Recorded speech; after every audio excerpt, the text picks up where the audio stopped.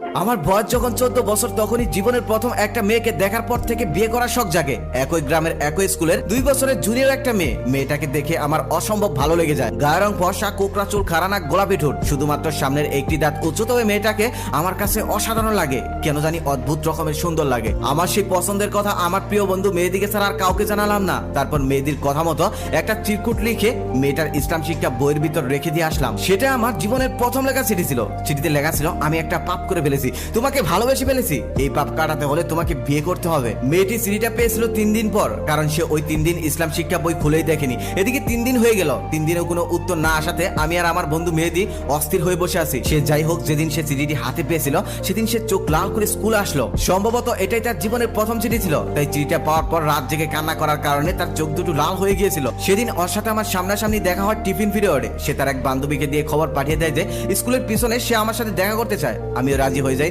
তারপর দৌড়ে চলে যায় স্কুলের পিছনে। মেয়েটা আগের থেকে সেখানে গিয়ে দাঁড়িয়েছিল। আমাকে দেখার সাথে সাথে সে আমাকে বলল, আপনি কি আমাকে ভালোবাসেন? আমি বললাম, বাসি। মেয়েটা তখন বলল, আপনার এই চিঠিটা নিয়ে গিয়ে যদি আমি হেডমাস্টারের কাছে নালিশ করে দেই, জানেন আপনার কি হবে? আমি তখন বললাম, জানবো না কেন, আমাকে পিটাতে পিটাতে একদম স্কুল থেকে মেন রুট পর্যন্ত দিয়ে আসবে। মেয়েটা তখন আবার বলল, তারপরেও ভালোবাসেন? আমি তখন বললাম, শুধু ভালোবাসি না, বিয়েও করতে চাই। মেয়েটা তখন আমাকে বলল, আমার তো বিয়ের বয়স হয়নি, মেয়েদের বিয়ের বয়স হতে 18 বছর লাগে, আর আপনারও বিয়ের বয়স হয়নি, ছেলেদের বিয়ের বয়স হতে 21 বছর লাগে। আমি তখন বললাম, তাহলে আমার যখন 21 হয়, তোমার যখন 18 হয়, আমরা তখনই বিয়ে করব। তখন মেয়েটা একটু আস্তে আস্তে বলল, সত্যি বিয়ে করবেন তো? আমি তখন বললাম, সত্যি বিয়ে করব। তখন মেয়েটা আবার বলল, তাহলে কথা দেন। আমি তখন বললাম, কথাও দিলাম। আমি কথা দেওয়ার সাথে সাথেই মেয়েটা কান্না করে দিল। কেন কান্না করে দিল বুঝতে পারলাম না। তারপর মেয়েটা কান্না করতে করতে ক্লাসরুমে চলে গেল। তখন থেকে আরো অন্যরকম একটা অদ্ভুত ফিলিংসের জন্ম হলো আমার মনে। ভালোবেসে ফেললাম আমি ওকে। আমার প্রিয় বন্ধু মেহেদিদের পাশের বাড়ি ছিল ওদের বাড়ি, তাই আমার প্রিয় বন্ধু মেহেদিকে দিয়েই চিঠি আদান প্রদান করতে লাগলাম। এভাবেই চিঠি আদান প্রদান করতে করতে আমাদের ভালোবাসা 1 বছর কেটে গেল। 1 বছরের মধ্যে গ্রামের অনেকে আমাদের প্রেম সম্পর্কে জেনেও গেল। দুষ্ট ছেলে মেয়েরা গাছের মধ্যে লাভ এঁকে শাকিল প্লাস নিভা লিখে রাখতো। আমাকে দেখলেই নিভা নিভা বলে ডাকতো, আবার নিভাকে দেখলেই শাকিল শাকিল বলে ডাকতো। কিছু বললে আরো বেশি করে বলতো, তাই কিছু বলতাম না। এরপর স্কুলের এক সাংস্কৃতিক অনুষ্ঠানে নিভা নাচলো। সেই নাচের গান ছিল বৃষ্টি পরে টাপুর টুপুর পায়ে দিয়ে সোনার নুপুর।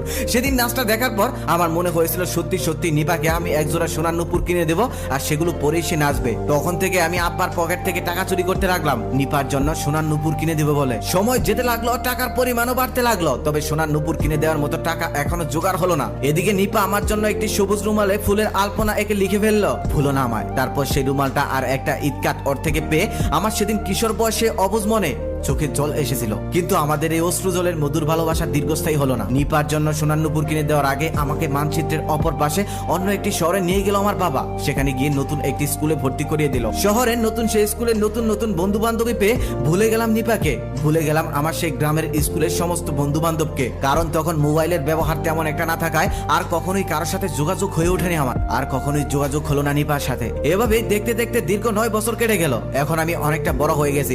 একদিন মা আমাকে সঙ্গে করে একটি জুয়েলারিতে নিয়ে যায়। সেখানে যাওয়ার পর একজোড়া নুপুর দেখে আমার মনে পড়ে যায় সেই নিপার কথা।